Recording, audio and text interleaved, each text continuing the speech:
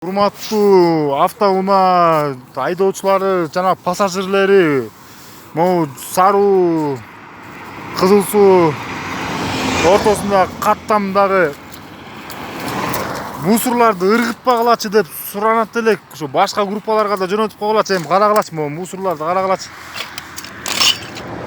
Алып келип ушинтип мешоктор менен таштап кетесиңер. Тигине кетинде бир прицеп жалаң палафан чыкты эми. Уяттай колдоруңарга эмне чыксын деп караш керек эми. Эми мына карагылачы, мына үйүндөгү балдарынын памперстери, мына памперстерин алып келип мына мону таштап кетип атышат. Уятта ошо баласы илгери баланын сийдигин киши баспаган жерге төккүлө деп чоң ата чоң энелер ушинтсе эле азыркылардын балдары киши басмак турсун эмне жерлерге ыргытып кетип атышат. Уят кой, ушуну бир башка группаларга бир ыргытып койгулачы, ушу көрүшсүн.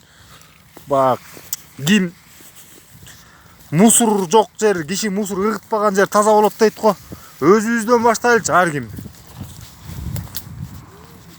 Мына мисалы үчүн мен ушу мусорду ыргыткым келбейт да, анткени мен өзүм терип, жоон терим менен сезип атам да.